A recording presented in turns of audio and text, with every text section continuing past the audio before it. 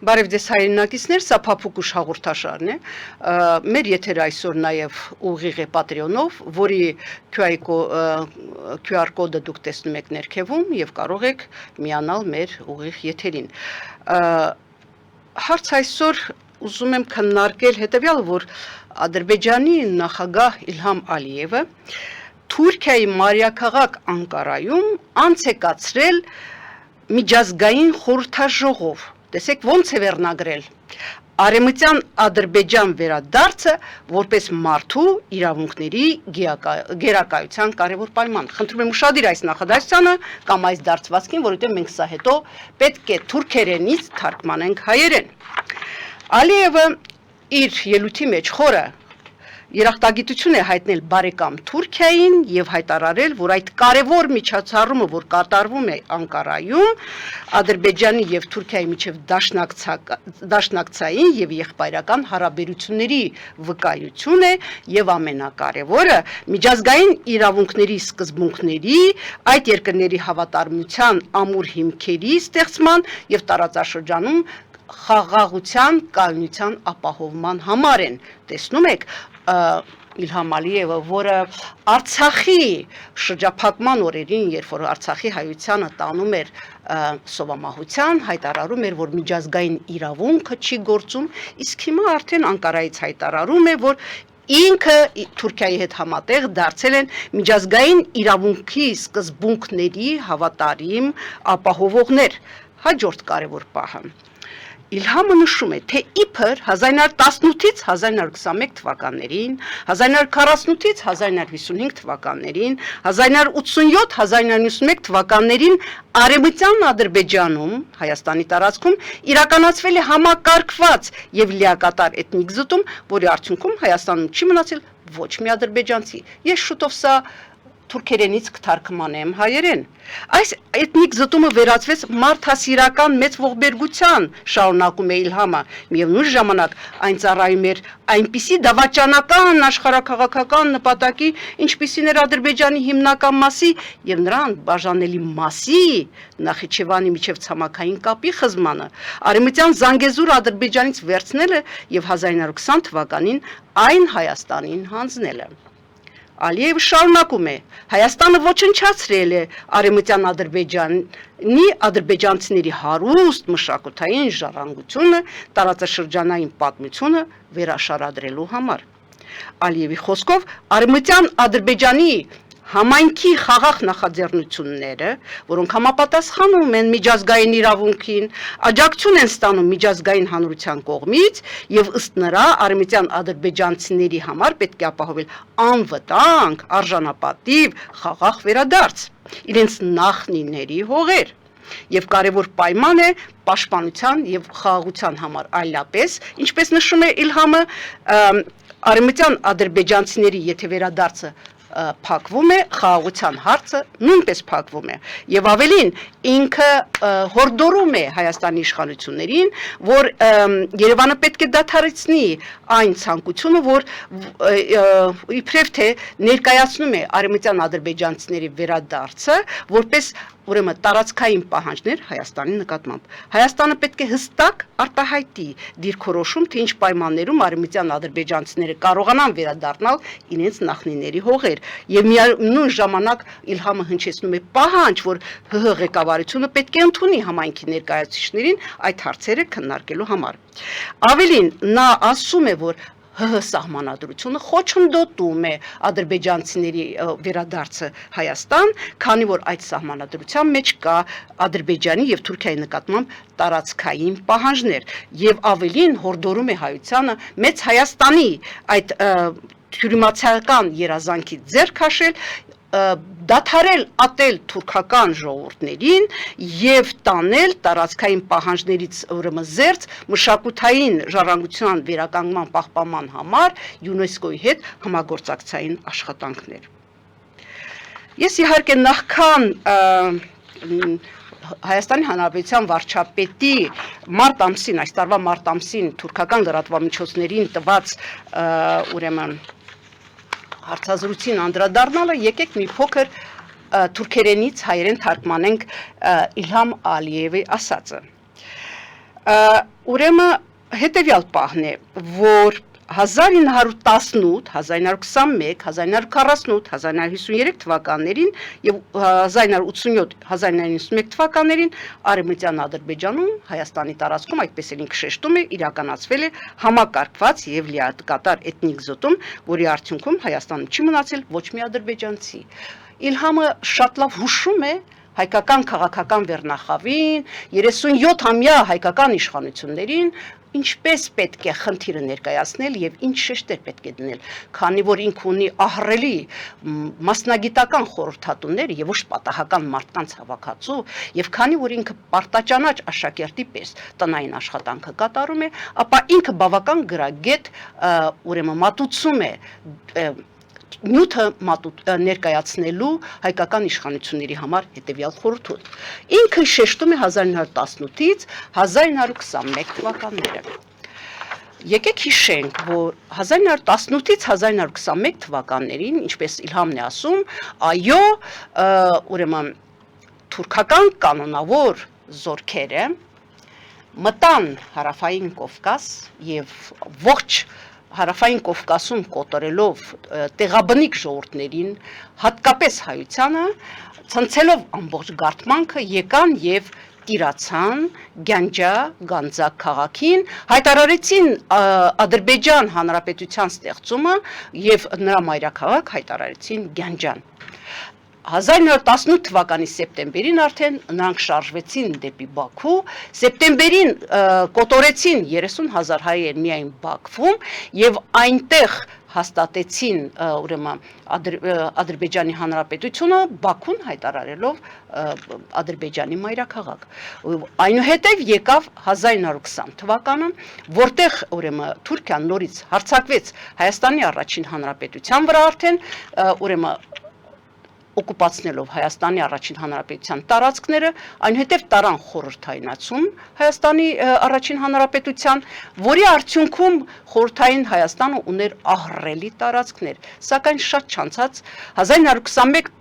թվականին արդեն Մոսկվայի պայմանագիրը գործածության մեջ դրեցին, այնուհետև 1921 թվականի հուլիսի 5-ին Մեծ Արցախը պոկեցին եւ նվերեցին Ադրբեջանին, այնուհետև Կարսի պայմանագրով պոկեցին Հայաստանից հնարավոր բոլոր հողերը, նույնիսկ Սրբազան Արարատը տվեցին Թուրքիային, որպեսզի դա բոլշևիկյան Ռուսիան էր, հիշենք, որ ուրեմն Հայաստանը հնարավորինս մոտեցնեն ավերման եւ վերացման։ Հիշեցնեմ, որ 1995 թվականին Ռուսաստանը ընդունել է ցեղասպանության մասին հայտարարություն հայոց ցեղասպանության եւ նշել է, որ 1915-ից 1923 թվականների իրողությունը ճանաչում է ցեղասպանություն, որի մեջ մի կարևոր դրվագ է 1918-ից 1921 թվականները, այսինքն երբ որ այո, հայության դեմ տեղ է գտել ցեղասպանություն։ Եկեք ասենք, որ 1918-ից 21 թվականներին հայերի դեմ այս ոճրագործությունների մեջ իր մեծ դերակատարումը ունեցավ բոլշևիկյան Ռուսիան։ Չասեք, թե նեղներ, Ռուսիան նեղներ, դե բա ինչ աներ, այնտեղ հեղափոխություն էր, քաղաքացիական պատերազմ էր։ Եկեք հիշենք, որ 1905-6 թվականներին ցարական Ռուսաստանը բավական նորմալ վիճակում էր։ Եվ ինչպես պնդում է Բաքվի քաղաքագլուխ Նովիկովը իր Ռեզնյա Արմյան 1905 գադախ գրքույկի մեջ, ցարական Ռուսաստանը թաթարների կամ որ նույնն է այսօրվա ադրբեջանցի կոչվածների ձեռքերով Բաքվում հայերին կոտորեց։ Այնպես որ Ռուսիայի ցարական կլինի, բոլշևիկյան կլինի, խորհրդային կլինի, Լավրովյան, թե Պուտինյան բովանդակությունը չէր փոխվել։ Հիմա հետ դառնանք հաջորդ ուրեմն արտահայտությանը, որ անում է Իլհամը, նա հուշում է մեր իշխանական համակարգին, այն իշխանական եւ այն նախկին իշխանական համակարգին, որոնք այսօր Նիկոլին հեռացնելու շղարշի տակ իրականում Հայաստան են ավերում, կամ այն խմբին, որոնք Նիկոլին պահելու շղարշի տակ են Հայաստան ավերում, միևնույնն է։ 1948-ից 1953 թվականներ։ Այս թվականներին կամ մի հատ շատ լավ աշխատություն, ուրեմն որը իրականացրել են հայ պատմաբանները եւ ինչու՞ չի ասենք Արտուր Մկրտչյան, Մերուժան Կարապետյան, Հրանուշ Խառատյան, որոնք արխիվի հետ ծանոթանալով բացահայտել են, որ Բաղիրովի ժամանակին մի մեծ ծրագիր ընթառաջ տարավ դեպի Մոսկվա, իսկ հիշենք, որ ինչպես Վլադիմիր Աղայանը մի մասնավոր հանդիպման ժամանակ մեզ ներկայությամբ խոստովանեց, ասում էր Մոսկվա, Բաքուն մատը ինչի վրա դնում էր, Մոսկվան լուրումունջ, ուրեմն նրանց կամքը կատարում էր, եւ 1948-ից 53 թվականին Բաղիրովը, որը ուներ ծրագիր Հայաստանի ոչնչացման եւ դրա մասին կբացահայտվի Ստալինի մահից հետո, երբ որ Բաղիրովին կդատեն, դատարանը կբացահայտի, որ Բաղիրովը Ստալինի հետ տանում էին Հայաստանի վերացման ծրագիր, այդ թվականներին Հայաստանի վերացման համար ինքը առաջ է քաշում բամբակի ինչ-որ պրոյեկտ, ինչ-որ Մինգեչաուրի դաշտում ադրբեջանցիների բամբակ ցանելու բան, Արարատյան դաշտից քարավաններով տանում են հայերի, ադրբեջանցիների Մինգեչաուր, այնտեղ այդ ժողովրդին թալանված ժողովրդին այդ քարավանը նորից փախչում է Հայաստան Բաղիրովի ձեռքից եւ Բաղիրովը փորձում է այս պրոյեկտի միջոցով Հայաստանը ցնցի։ Իհարկե նրան մասամբ հաջողվում է, որովհետև եթե Հայաստանում կառուցվում է այդ տարիներին լուսակերտ, գիտեք ինչի համար, որ Գարթման աշխարհի հայերին քարոզեն եւ տանեն լուսակերտում բնակվելու։ Այո, Գարթման աշխարհի հայության ցնցումը եւ նրանց տեղահանումը սկսվեց 1948-ից 53 թվականներին, որի մասին հայկական պատմագիտությունը ալարկոտ, թույլ, ծույլ, դե հայկական իշխանություններն միգուցե անտեղյակ, նրանց խորհրդատուները առավել եւս անտեղյակ կամ ծույլ ու ալարկոտ, այս մասին չեն խոսում։ Հայրենակիցներ, հիմա մտնենք գովազդային ընդմիջման, խոսակցությունը կշարունակեմ գովազդից հետո։ Շնորհակալություն։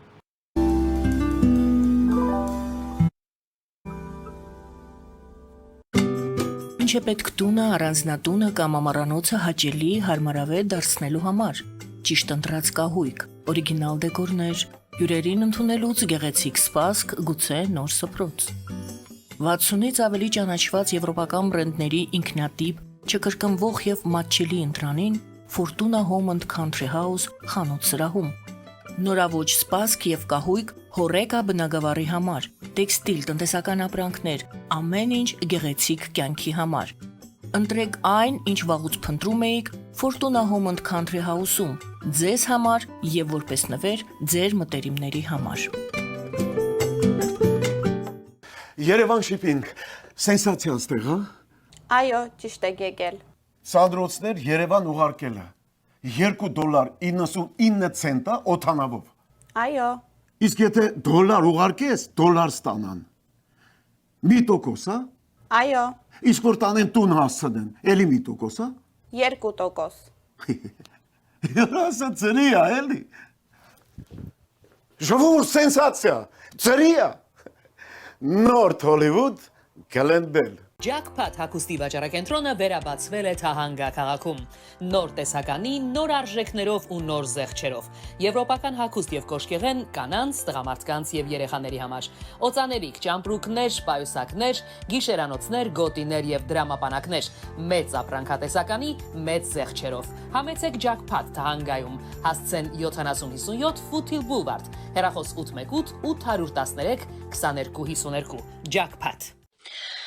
Սիրելի հայրենակիցներ, մայիսի 28-ին Հայաստանի անկախության փառապանձ օրը Caesar Palace շքեղ բանկեթ-հոլում տեղի կունենա բարեգործական ընթրիք համերգ՝ ի նպաստ մեր հերոս ազատամարտիկների, մասնակցությամբ համայնքի լավագույն երգիչների։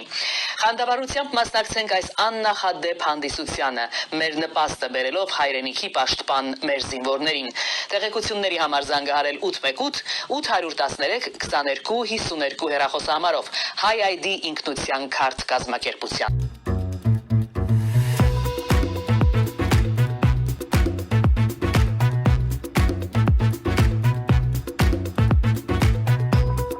Արարատ ռեստորան, ընտանեկան եւ ընկերական ժամանցի լավագույն հասցե, սիրված արտիստներ, հյուրընկալ մթնոլորտ, հարուստ ճաշացան, անմահական խորտիկներ։ Արարատ ռեստորան, հասցեն անփոփոխ, սիրով սպասում ենք ձեզ։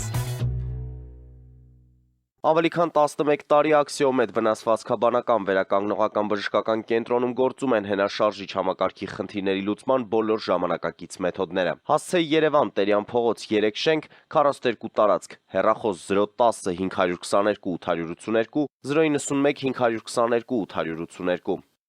Լավագույն պաղպաղակ, բնական, համեղ եւ մատչելի գներով պաղպաղակը կարող եք ձեռք բերել բոլոր հայկական խանութներում։ Պահանջեք հայկական պաղպաղակ, Թամարա պաղպաղակ։ Glendale West Pharmacy, ձեր ուղեկիցը տեղերի աշխարհում։ Ունեք հարցեր, զանգահարեք 818 548 5157 հեռախոսահամարով կամ այցելեք 1109S Glendale Avenue, Glendale CA 91 205 հասցեով։ Տեղադրելու համար այցելեք Երևան Իսահակյան փողոց 28-րդ հարկ կամ զանգահարեք 055 50 90 50 +1 818 967 5677 կամ էլ կապվեք կոնտակտ Շնիկ NTM էլեկտրոնային հասցեով։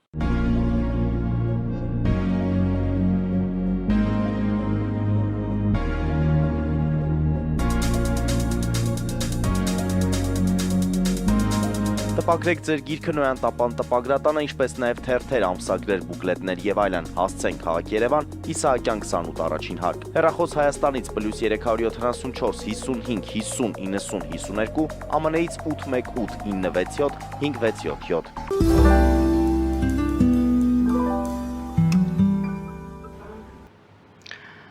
Հայրենակիցներ, գովազդից հետո ես նորից անդրադառնում եմ Իլհամի խոսքին եւ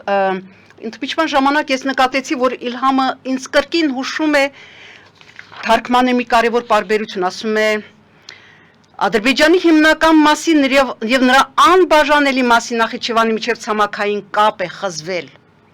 Այո,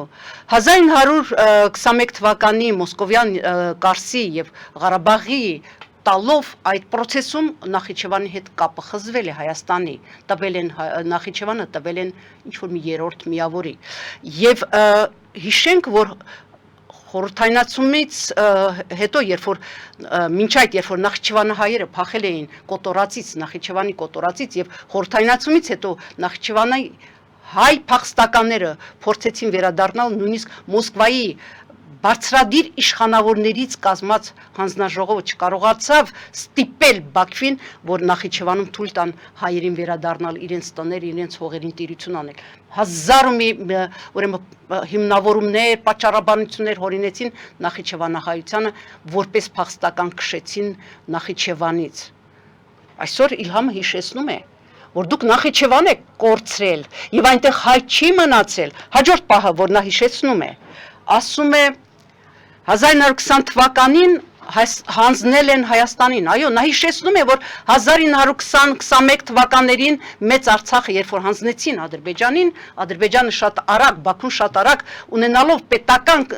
մտածելակերպ ունեցող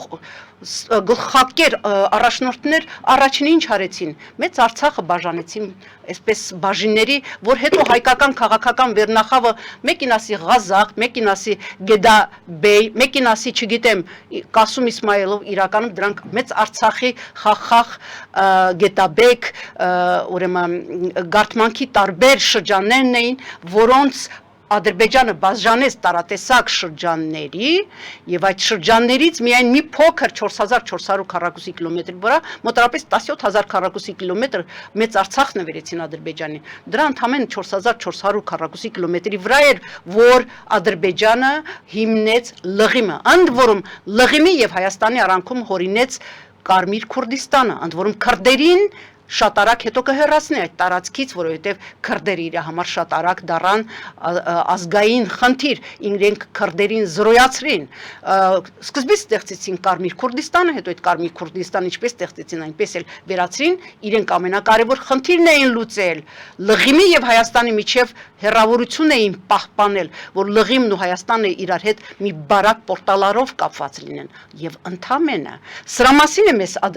հիշեցնում Իլհամ, ասում է, ոնց եք հայեր այդպես քնել, թմրել, դարձել ամուլ, որ դրա մասին դուք չեք հիշում, ես հիմա ձեզ կհիշեցնեմ, սրա մասին է խոսում Իլհամը։ Հաջորդ պահը, որ ուզում եմ ձեզ հիշեցնեմ նորից Իլհամի բերանով, ասում է 1987-ից 91 թվականներին Ադրբեջանում ներկա Հայաստանի տարածքում եղել է էթնիկ զտում ադրբեջանցիների նկատմամբ, նա հիշեցնում է ժողովուրդ, երբ որ Ադրբեջանը զգաց, որ խորհրդային միությունը արդեն փլվում է եւ աշխարհաքաղաքական իրավիճակը խարխուլ է, առաջինը ինչ արեց։ Առաջինը արեց այն, որ Խաչինսար Չարդախլու գյուղում 87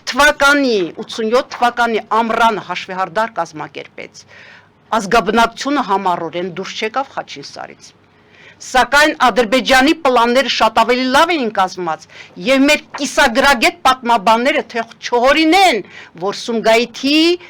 իրողությունը եղել է ի պատասխան խաղաղ հայկական միտինգների, ոչ։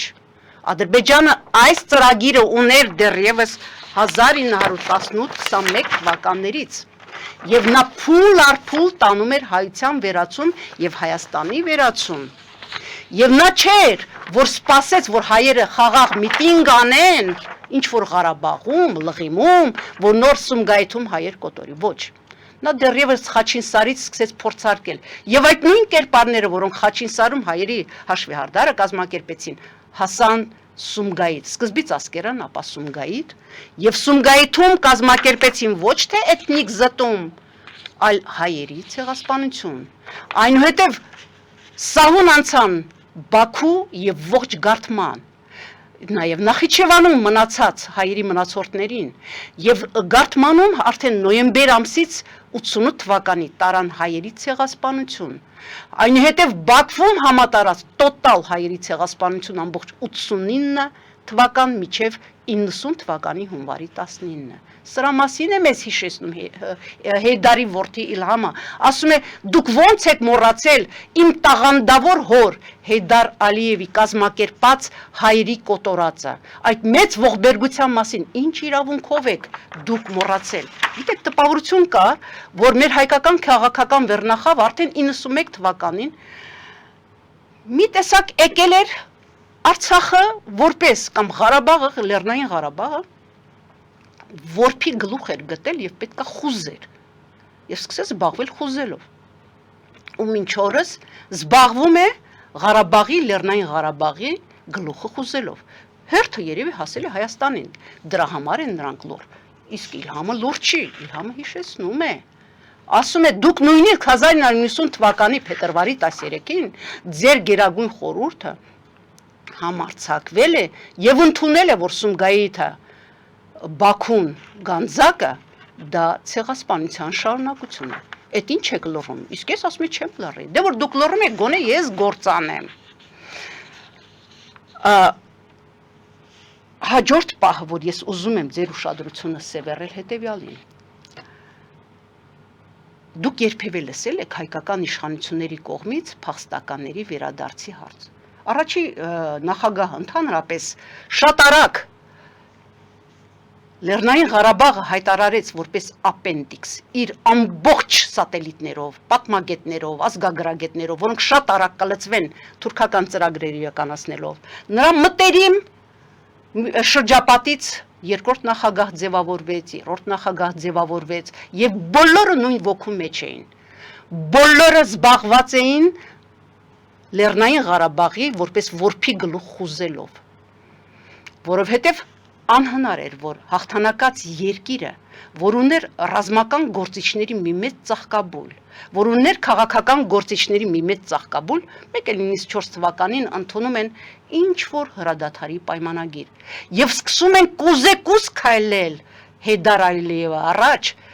Հեյդար Ալիևիչը առաջ, որովհետև ինչ-որ 7 շրջաններ ունեն, պարզում է գրաված։ Շատ արագ մոռացան Սումգայիթի ցեղասպանությունը, շատ արագ մոռացան Բաքվի ցեղասպանությունը, որովհետև այդ մեր քաղաքական ղեկավարները իրենք ցավ չէին զգացել ոչ միայն Սումգայիթում զոհված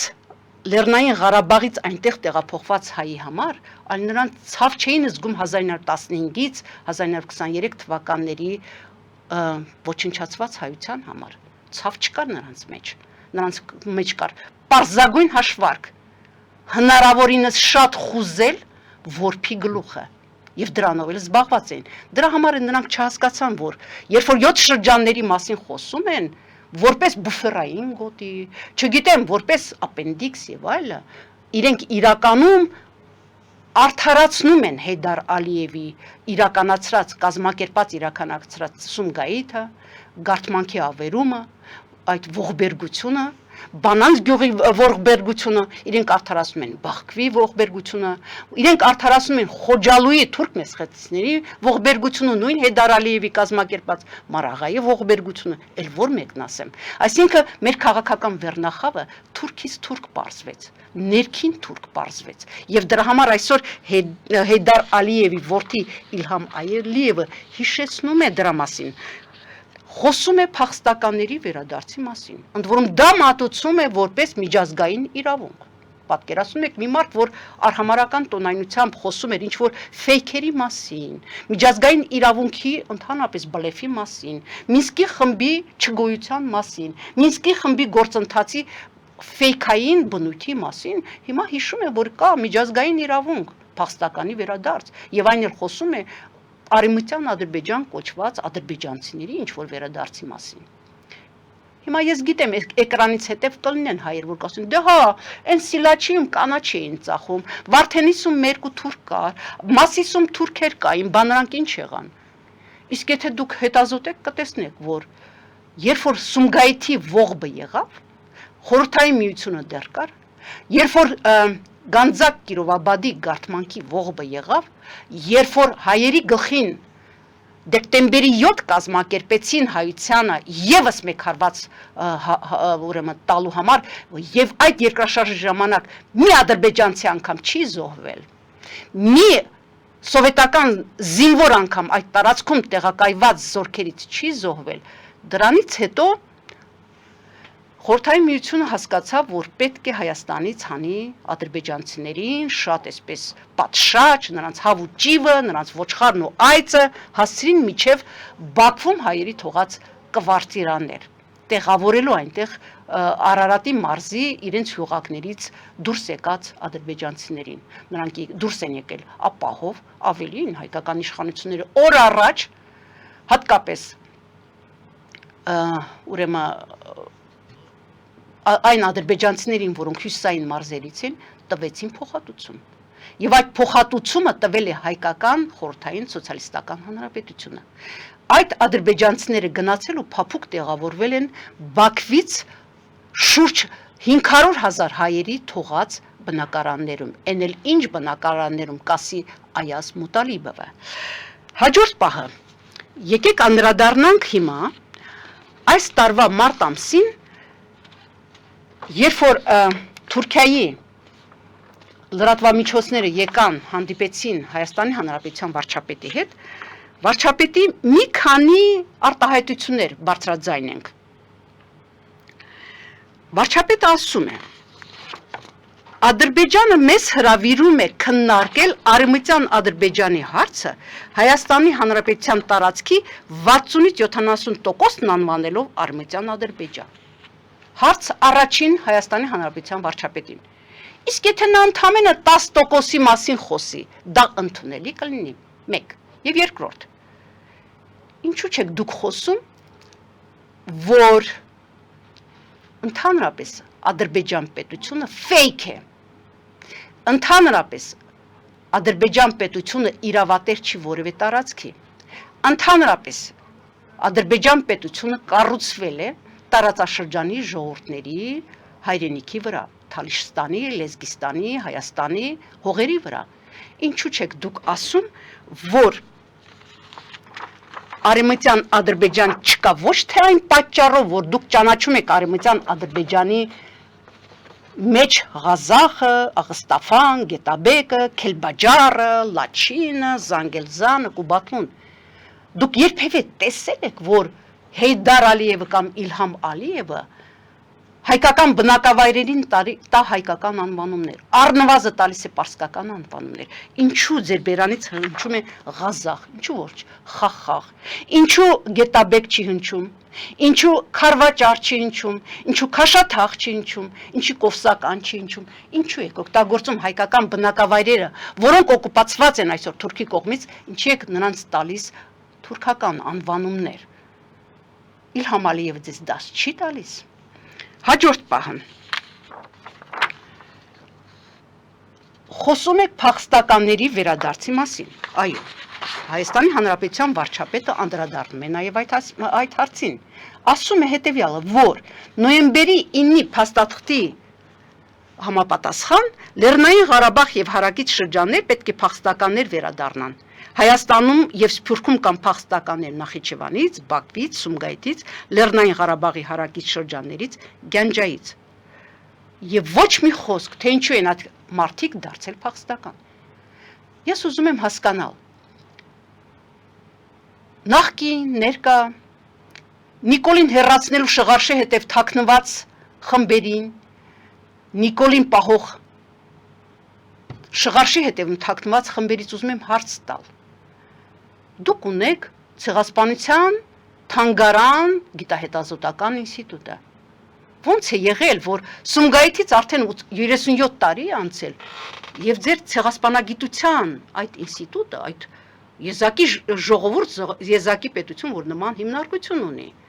Մինչ օրս չի պարզել Սումգայիթում ցեղասպանություն եղել է թե չէ։ Եթե դուք գնաք այնտեղ ինչ-որ դոկտորներ ձեզ կհանդիպեն, որոնք անընդհատ հարցականի տակ են դնում, չգիտեն, մինչև հիմա չեն հասկացել, չեն ուսումնասիրել Սումգայիթում ցեղասպանություն է եղել թե ոչ։ Պարոն վարչապետ,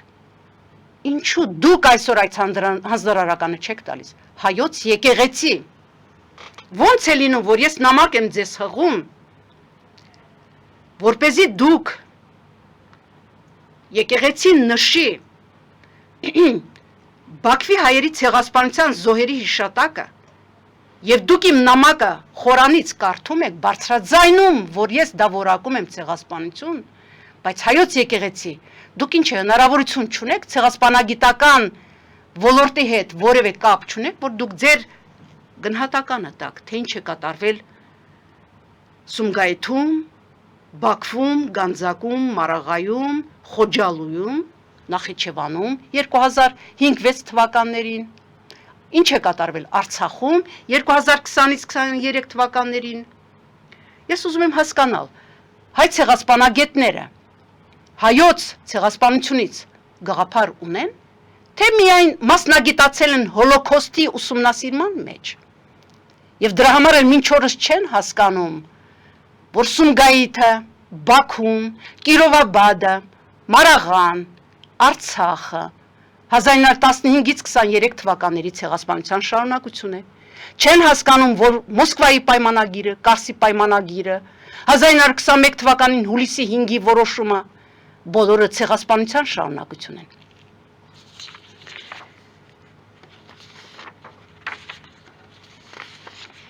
Եկեք մի քանի խոսքով էլ անդրադառնամ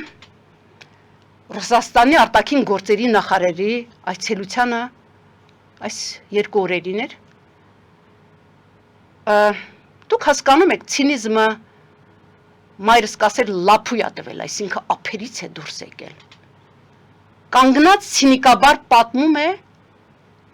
որ իրենք ամեն ինչ արել են Հայաստանի փրկության համար։ Այդ դեպքում Մարիամ Ավագյանը իր մի փոքր խմբով կանանցով ինչ էր անում Ռուսաստանի դեսպանատան առաջ Երևան քաղաքում, երբ որ մենք սպիտակ փուչիկներ պայթացնելով հայտարարեցինք, որ հապկը փուչիկ է, բայց շատ արագ հասկացանք, որ դա պարզագույն փուչիկ չէ, դա ծուղակ էր հայության համար։ Իսկ հիմա Լավրովը ներկայացնում է, որ Մոսկվան ամեն ինչ արել է։ Իսկ նրա կողքը կակազող Հայաստանի Հանրապետության արտաքին գործերի նախարարը կարծես թե խոստովանում է, որ իրենք առաջ են անցել Մինսկի խմբի գործընթացից եւ Պրագայում Թուրքի, Ռուսի նույն, Կրեմլի ու Անկարայի, հնարավոր է Թել Ավիվի պարտադրանքով հայտարարել են, որ Արցախը Ադրբեջանի տարածքային ամբողջականության մեջ է։ Ընդ որում պատմական ընթացքը այնքան աղավաղած են հիշում Հայաստանի Հանրապետության արտաքին գործոս նախարարությունը, որ մոռանում է, որ երբ որ Ալմաթայի հռչակագիրը կար, այդ օրերին արդեն վաղուց կար Լեռնային Ղարաբաղի Հանրապետություն։ Եվ նա հայտարարված էր ԽՍՀՄ օրենքով, ԽՍՀՄ-ից դուրս գալու օրենքի տարի հոգուն, ոգուն համաձայն դուրս էր եկել Ադրբեջանի տարածքից։ Ինչպես եղավ որ Հայաստանի Հանրապետության արտաքին գործերի նախարարությունը վատ է ուսումնասիրել այդ իրողությունը եւ Պրահայում հայտարարել է, որ Ալմատայի հռչակագրի համաձայն թող վերանային այդ հռչակագիրը։ Թող վերանային եւ տեսնեն, որ այդ հռչակագիրը երբ որ եղավ, Արցախը արդեն ինքնուրույն էր, Ադրբեջանից դուրս էր։ Եվ մի կարևոր հանգամանք եւս արտաքին գործերի նախարարների հարցազրույցը նրանց պատասխանների ընթացքը ցույց տվեց, որ հայկական իրականությունը Մինսկի խումբը կողքի է դրել։ Անկեղծ ասած, ինչ վրդովեց մի իրավիճակ, երբ որ Ռուսաստանի այդ նացիստական միավորի հայտարարությունը, որի Ֆրանսիան թշնամական պետություն է, հայկական կողմը չարձագանքեց, չասեց, որ դա եզակի պետություն է, որտեղ ծվարել են 1915-ից 23 թվականների ցեղասպանությունից փրկված հայությունը, որ դա եզակի պետություն է, որ իր ջանքերի շնորհիվ կարողանում է ինչ որ ձևով աջակցել հայությանը։ Որևէ խոսք դրա հակադարձում չեղավ։ Ինչևէ, ես ուզում եմ սրանով սահմանափակել իմ խոսքը եւ հիշեցնել, որ Արցախը որփի գլուխ չէր, որ խուզելով զբաղվեցիք։ Եվ վերջին Հայաստանի Հանրապետության եւ Ռուսաստանի Դաշնության արտաքին գործերի նախարարների այս հանդիպումը ինձ հուշում է, որ մոտեցել է հայության վերացման վերջի փուլը։ Հիմա էլ տանելու են հաջորդ որփի գլխի խուզումը։ Այդ որփը պարզվում է Հայաստանն է։ Հայաստանի քաղաքական վերնախավի անսկզբունք պահվածքի արդյունքում, այո, մենք որփացած կարծես թե վիճակում ենք։ Մի կողմից մեր ներքին պառակտվածությունը, ջանքերը, որ ներսում մենք հանկարծ միասնական չլինենք, առաջի օրերից է արվում, էլ հայաստանցի, ղարաբաղցի, գյումրեցի, ապարանցի, նախկին ու ներկա, ժեխ ու ոչ լոտ, անիծոտ ու չգիտեմ ինչ։ Մի կողմից մեզ բսկտում են ներսից, մի կողմից ներքին թուրքն է, մի կողմից սև թուրքն է, մի կողմից սպիտակ թուրքն է, եւ մեզ համառորեն տանում են երրորդ վերջի փուլին, Հայաստանի վերացմանը։ Եվ այն քաղաքական ուժերը, որ այսօր կրկնեմ ես, նստած Նիկոլին հեռացնելու շղարշի տակ Հայաստան ուզում են լուծարել Ռուսաստանի Դաշնության սահմաններում, կամ այն խմբերը, որոնք Նիկոլի պահելու շղարշի տակ են այդ գործընթացը անում, հետ քաշվեն Հայաստանի Հանրապետությունից։ Գիտեք, ցուցակները եթե չկան թղթի վրա, կան մեր գլխների մեջ։ Եվ մի առիթով մեծ բանաստեղծ Պարուս Սևակը ասում է. անպատասխանատվությունը սահման ունի, որից անց արդեն կոչվում է հանցագործություն։ Մի հանցագործություն, որի դատապարտման համար պետք չեն դատավոր ու դատախաս, որովհետև այս երկուսը հանդես են գալիս միասնաբար ժողովուրդ անունով եւ ազգ ազգանունով։ Այո, դատապարտման օրը կգա եւ հայ ժողովուրդը իր դատապարտման ընթացքը կտանի։ Այսօր այսքանը։ Շնորհակալություն, ստեսություն։